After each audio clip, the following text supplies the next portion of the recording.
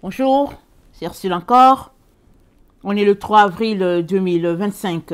Alors, je viens sonner la trompette aujourd'hui encore. Et je viens proclamer le retour de notre Seigneur Jésus-Christ. Amen. Et alléluia, soyons tous bénis. Soyons remplis de sa joie. Amen. Alors, je viens apporter l'autre message que le Seigneur m'a donné, n'est-ce pas, aujourd'hui. Il m'a donné 2 messages. Le premier, je viens de le mettre en ligne. C'est sur Apocalypse 7, le verset 11. Et celui qui a suivi, quelques heures après, c'était Apocalypse 14, le verset 1 à 2. Donc, alors que j'étais en train d'étudier ce qu'il m'a donné à apporter, je me suis rendu compte que les deux sont liés. Amen. Notre Dieu, il est merveilleux. Alors, on va regarder qu'est-ce qu'il a pour nous. En plus d'avoir reçu le message sur on n'injurie pas les gloires, on a un autre message, n'est-ce pas, sur Apocalypse 14, le verset 1 à 2. Donc voilà ce qui est dit. Je regardais et voici l'agneau se tenait sur la montagne de Sion. Et avec lui 144 000 personnes qui avaient son nom et le nom de son Père écrit sur leur front. J'entendis du ciel une voix comme un bruit de grosses eaux, comme le bruit d'un grand tonnerre, et la voix que j'entendis était comme celle de joueurs de harpe jouant de leur harpe. Amen. Alors, ça c'est l'apôtre Jean, n'est-ce pas, qui regarde et il dit que il voit, il y avait l'agneau sur la montagne. Amen, il était sur la montagne. Et il voit 144 000. Donc, je ne sais pas ce qui s'est passé, n'est-ce pas, pour que le chiffre soit 144 000. Mais il est important que toi et moi sachions que Dieu ne limite pas le salut. Amen. Il ne limite pas le salut. Notre Dieu aimerait que tout le monde soit sauvé. Et que tout le monde parvienne à la connaissance de la vérité. Amen. Donc, il y a certaines choses qui sont glissées, n'est-ce pas, dans les Écritures, afin de venir ternir ce que Dieu est en train de faire. Et il n'y a que Dieu qui peut nous révéler les parties que les hommes ont ajoutées afin de confondre les gens. Alors, quand on prend Apocalypse 14, juste le verset 1, et qu'on voit qu'il y a juste 144 000, et puis après c'est énuméré, c'était 144 000, n'est-ce pas? Ça ne cadre pas avec le cœur d'amour de Dieu, son cœur miséricordieux, ça ne cadre pas. Parce que Dieu aimerait, n'est-ce pas, sauver des millions et des millions et des milliards de personnes. Et même là, quand on regarde Apocalypse 14, le verset 1, et qu'on regarde Apocalypse 7, n'est-ce pas, c'est dit, attendez, et c'est dit au verset 9, après cela je regardais et voici, il y avait une grande foule que personne ne pouvait compter, de toute nation, toute tribu, tout peuple, et de toute langue, ils se tenaient devant le trône et devant l'agneau. Personne ne pouvait compter la foule. Ça, c'est dans Apocalypse 7, le verset 14. Personne ne pouvait les compter. Comment se fait-il que maintenant, c'est devenu que c'est 144 000? Comment? Un jour, j'étais là, en train de prendre mon temps avec le Seigneur, et le Seigneur m'a dit, attends, je vais te montrer. Il dit, viens souvent dans ma présence. Je vais te montrer certains endroits, n'est-ce pas, dans la Bible, où l'homme s'est glissé afin de changer les choses. Donc aujourd'hui, quand il m'a donné Apocalypse 14, le verset 1 à 2, je l'ai lu, mais je ne savais pas de quoi il voulait que je parle. Amen, je ne savais pas. Donc je l'ai lu et je l'ai lu encore parce qu'il y a des jours où le Seigneur me donne le passage, il dit parle exactement de ceci. Il y a des jours aussi il me donne et puis il me laisse chercher. Et pendant que je cherche, l'Esprit Saint me montre ce qu'il veut me montrer. Alors, si dans Apocalypse 7, le verset 9, c'est dit, personne ne pouvait compter, ne pouvait les nommer, on ne peut pas en même temps dire que dans 14, c'est 144 000. Parce que les gens limitent les 144 000 aux gens qui ressortent, qui descendent de la tribu d'Israël. Mais tout ça, ça ne cadre pas, n'est-ce pas, avec le message de Dieu, parce que maintenant, il n'y a plus de Juifs, il n'y a plus de Grecs, tout le monde est un seul en Dieu. Tout le monde est un seul en Dieu. Et Dieu ne... Si tu veux venir à Dieu, Dieu ne va pas couper pour dire, ok, j'ai atteint mes 144 000 et puis ça se limite là. Non. Dieu, c'est le Dieu vaste, le Dieu d'amour, le Dieu compatissant, le Dieu qui veut sauver toute la création. Il sauve tout le monde. Même les animaux, il sauve tout le monde. Il ne veut pas qu'un seul animal périsse. Alors, à combien plus forte raison les humains? Il prend soin des pigeons.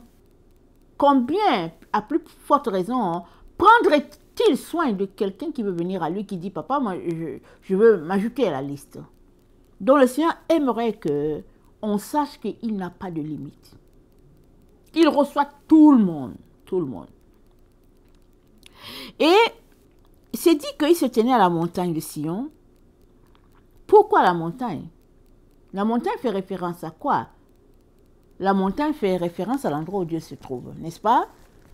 Et si on se réfère à l'entretien de Jésus-Christ avec la femme samaritaine au niveau de Jean 4, alors la femme samaritaine a dit à Jésus,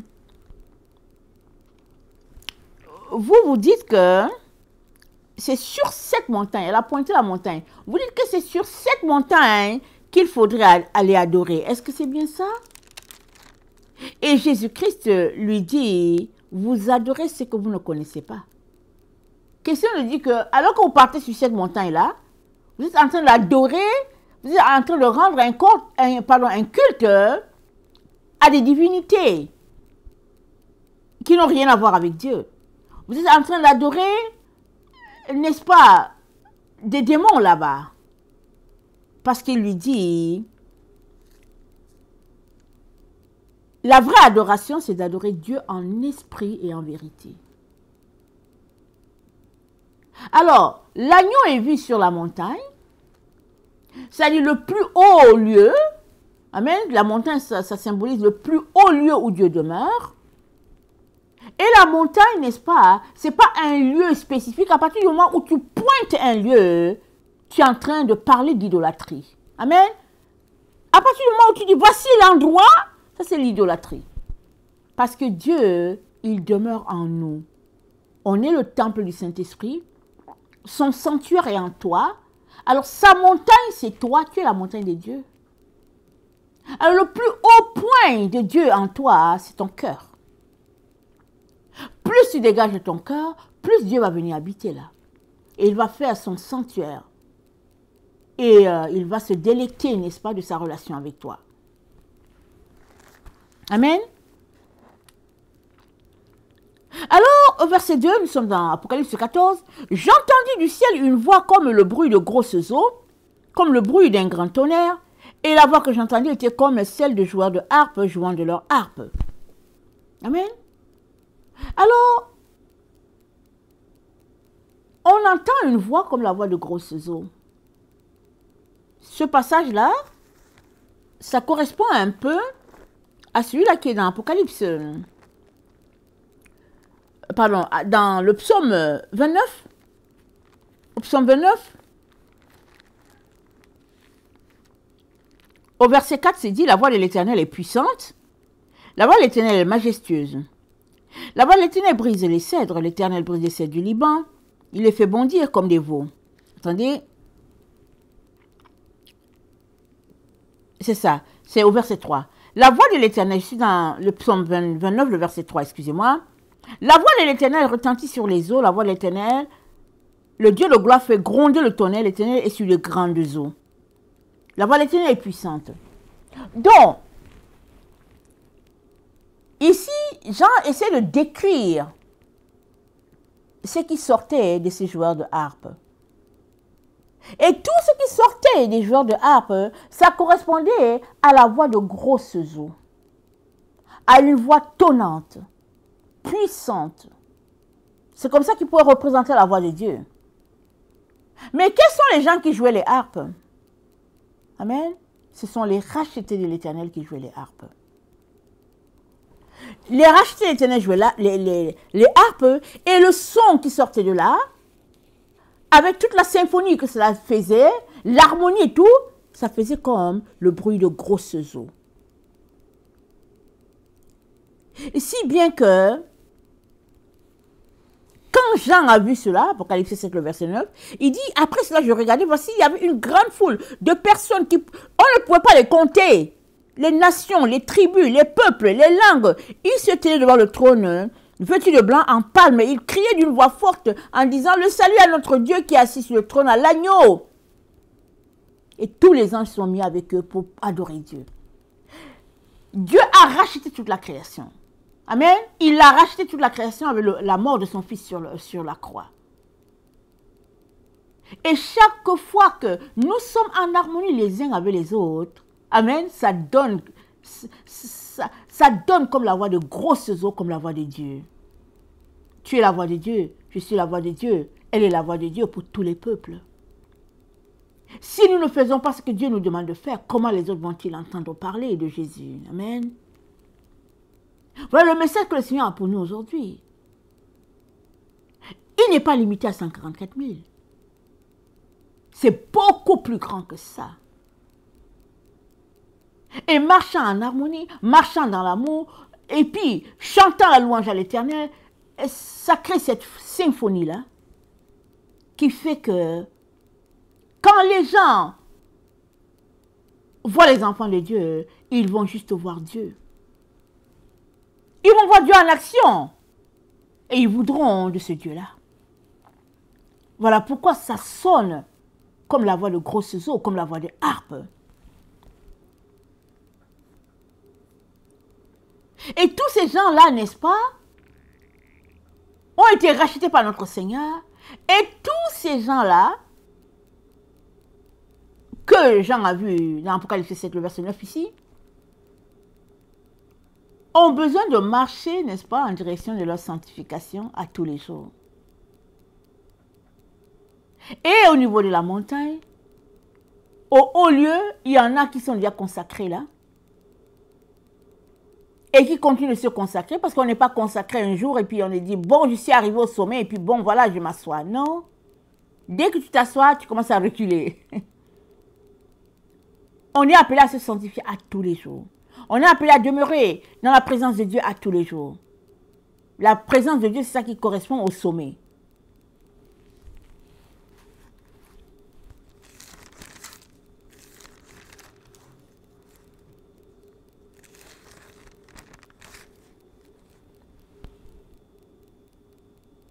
Et c'est dit, le nom de leur Dieu et Père était écrit sur leur front. C'est-à-dire, ça parle du sceau de Dieu. Une fois que tu donnes ton nom, ta vie à Jésus, n'est-ce pas, et que tu marches avec lui, tu es marqué du sceau de Dieu. Dieu ne va jamais te rejeter. Et tu dois tout faire, n'est-ce pas, pour te séparer de ce qui est souillé, afin de demeurer dans la présence de Dieu. Il ne va pas lâcher ta main. Amen.